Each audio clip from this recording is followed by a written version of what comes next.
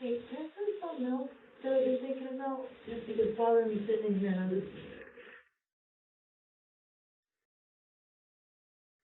What you have? At the Pensacola Police Department, Cassandra Waller, a 35-year-old woman, is currently under questioning regarding the disappearance of her then-girlfriend, Taylor Wright. To comprehend this interrogation, it's crucial to rewind about 10 days to September 8, 2017. On that day, around 10 a.m., Taylor Wright, a 36-year-old woman, was waiting at the front door of her shared house with Cassandra. Her friend, Ashley MacArthur, was expected to pick her up for errands. Witnessed by Cassandra, Taylor entered Ashley's vehicle, and they drove away. Hours later, Taylor's responses to Cassandra's messages became alarming, with unfamiliar speech patterns and out-of-character messages. Cassandra sensed that the messages weren't from Taylor, and communication ceased. Concerned, she couldn't reach Taylor even after several days. On September 14th, 6 days post-disappearance, Cassandra visited the police to file a missing persons report. She emphasized that Taylor's behavior was unusual, as they were in a good place in their relationship. Despite Taylor's usual social media activity, she remained unresponsive. On September 18th, police contacted Cassandra for an interview. Facing pressure, investigators strategically placed themselves between Cassandra and the room exit, hinting at potential arrest. Handcuffs were visibly laid on the table, creating an atmosphere of readiness for any developments. Before the interview, they had obtained Cassandra's phone, intending to use it as leverage during the interrogation. The last day that y'all were together, can you kind of walk me through that day? Woke up, she made me breakfast. She made me, like, eggs and bacon and stuff, and she was in no hurry for anything. You know, just like a normal morning. I said, well, we'll go to the grocery store. I'll pick up some stuff. We'll have wings tonight. And that was that. She was like, okay, well, Ash is coming over. We're going to go to Ash's bank, and we're going to pick up my money and stuff out of the safety deposit box. So as I was getting in my car, Ash had pulled up, and I was like, all right, you know, we hugged, we kissed, said love you. I went my way.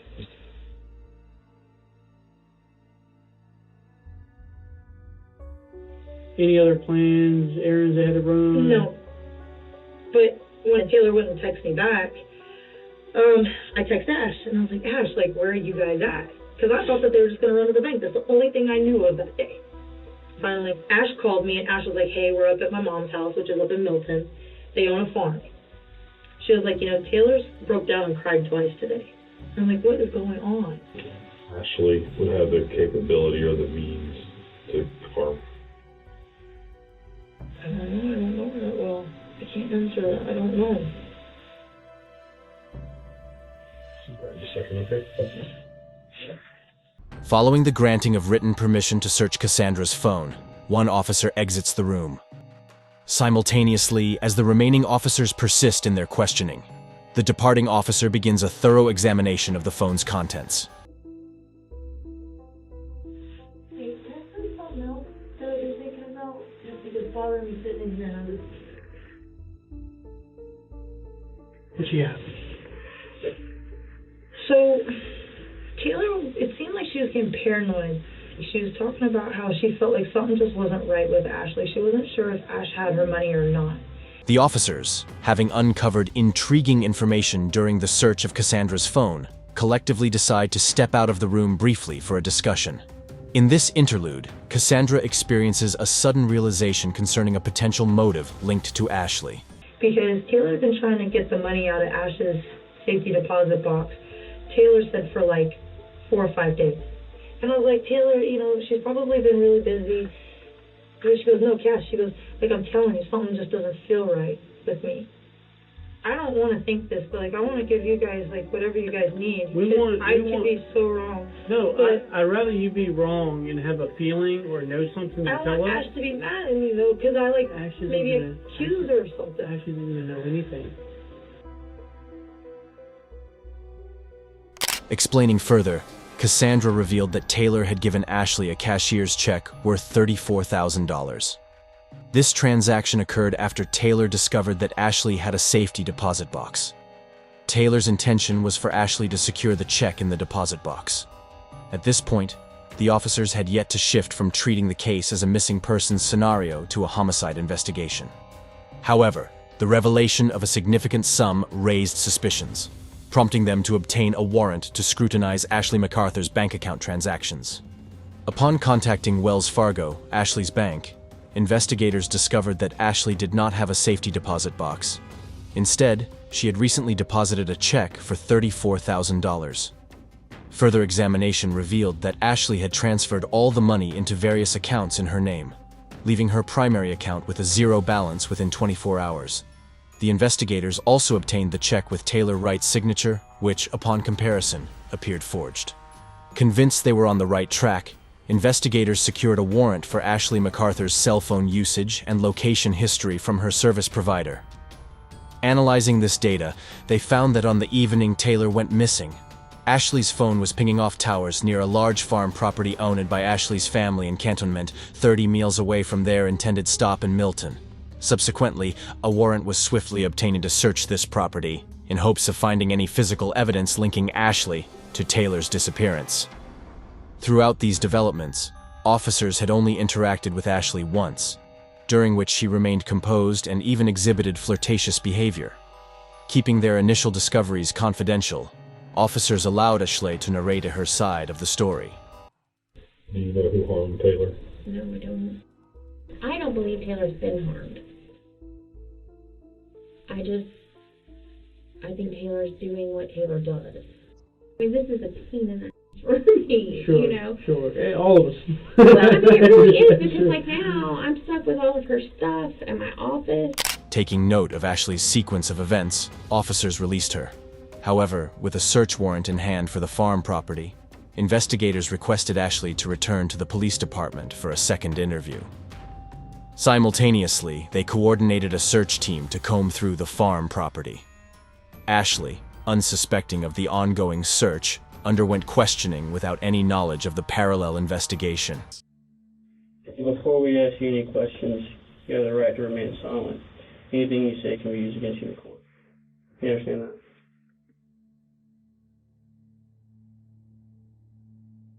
We found some bank records that drew some questions. Can you tell me anything about you and Taylor and any sort of involvement with any businesses? What happened to this money after you left? A lot of it I used because it was payment for it. When we started plotting all the phone calls that you and Taylor were making that day, there were some discrepancies in what you had told us. Where is Taylor at? You need to tell us where she's at. I don't know where she is. I don't have a clue. Do you have any ideas, anyone that we can go talk to? President Fuller, we've already talked. Has your mind changed at all? Do you feel any different? Have you thought about any other ways that this could have went down? Not really. Have you ever had to sign her name to a check? And do you recall how much the cashier's check was for? I think 30. And she or you deposited that? I actually deposited all of the checks for her. Where's she at? I don't know where she Where's is. her body at? I don't know where she is. She's dead, though. You I know don't that. believe that. So you're the only one that was with her on this day at this farm that you did not disclose to us? I didn't do anything Let to me her. tell you this. If she's at that farm, we're going to find her because we're executing a search warrant out there right now. Well, I want to go back to the cow story. This It totally could be explained on this one. Yeah, that's why. I think this is the... You know whose signature that is? It does Taylor's name, but it doesn't really look like her signature. Would you have maybe wrote her name on there by chance? Is that clearly Taylor's signature?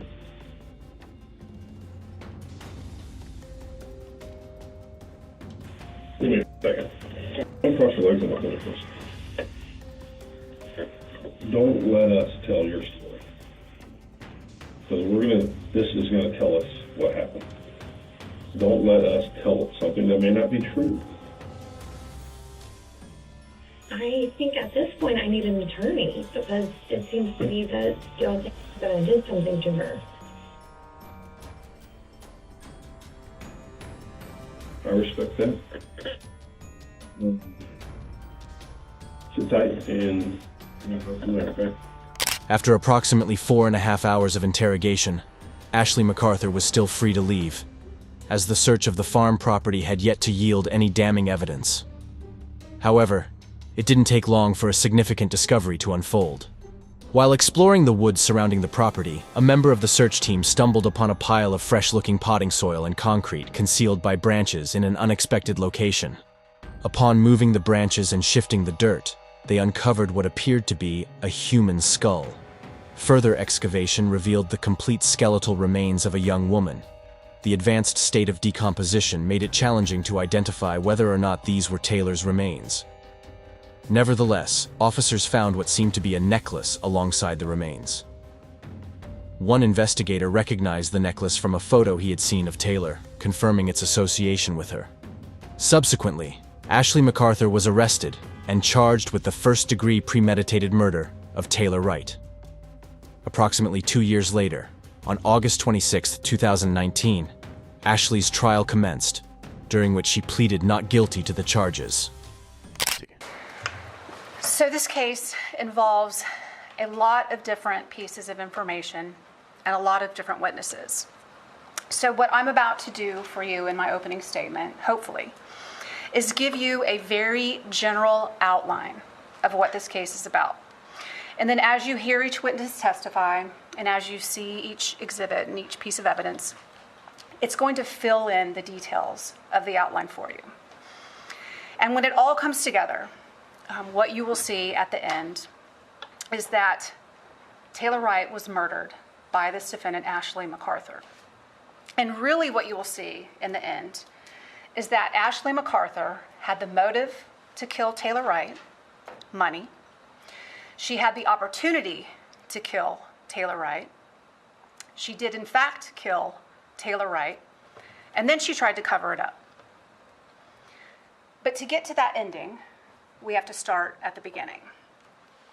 In mid-2017, Taylor Wright, the deceased in this case, was entangled in some court proceedings and some financial issues with her ex-husband, Jeff Wright.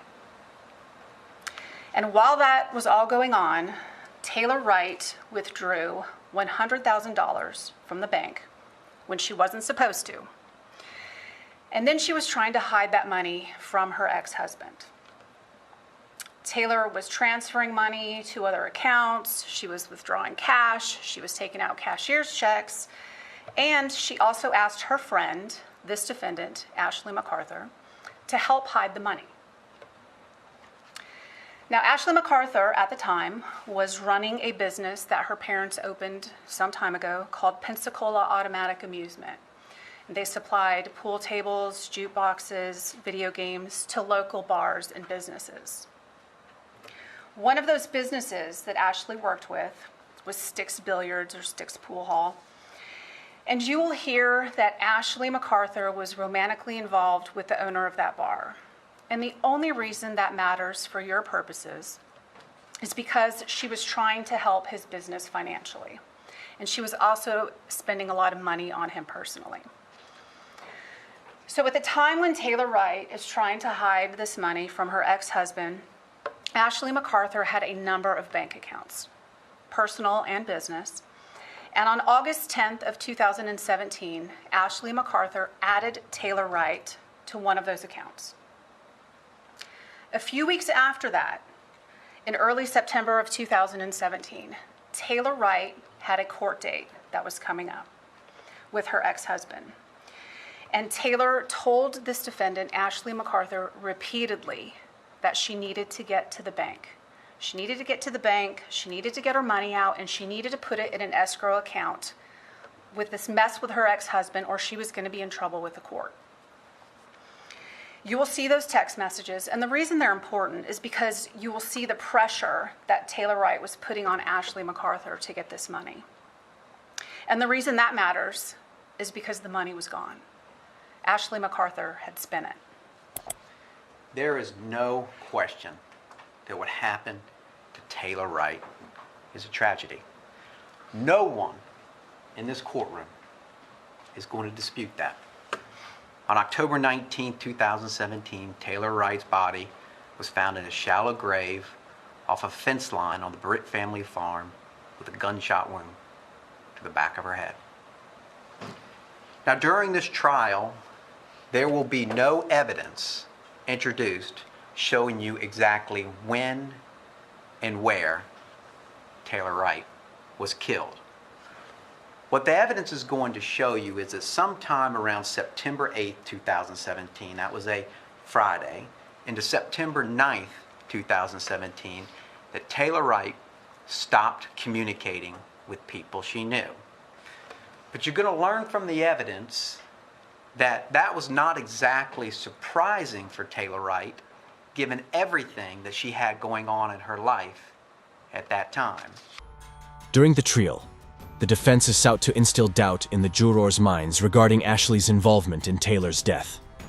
They highlighted several challenges in Taylor's personal life, including a contentious divorce and ongoing financial issues. Despite these efforts, the overwhelming evidence presented in the case left little room for the defense to create reasonable doubt within the jury. Ashley's trial, spanning just 4 days, including jury deliberation, reached its conclusion on August 30th, just after 2 p.m. At this point, Ashley MacArthur received her sentence. Let's bring the jury in. Do you have a pen, Renee?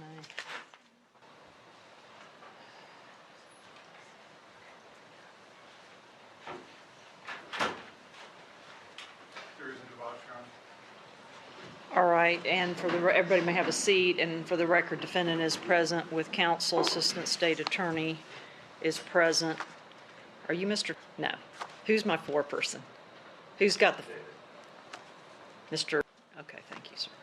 Mr. Were y'all able to reach a verdict? Yes, sir. Okay, all I want you to do is to hand it to court security, okay? Thank you.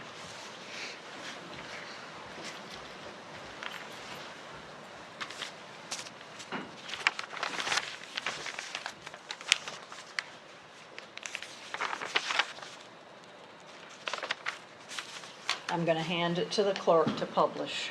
Yes. In the Circuit Court in Forest, Gambia County, Florida, State of Florida versus Ashley Britt MacArthur, case number 1717CF005844A, verdict as to the charge in count 1, we the jury find the defendant Ashley MacArthur guilty of first-degree premeditated murder with a firearm as charged in the indictment. So say we all, or person dated August 30th, 2019. Is this your individual verdict as well as the verdict of the jury as a whole? Yes, ma'am, it is. Is this your verdict? Yes, it is. Is this your verdict? Yes, it is. Is this your verdict? Is this your verdict? Ashley MacArthur was sentenced to life in prison. If you enjoyed this, then you will love this next video. Don't forget to subscribe, and I will see you in the next one. Stay safe.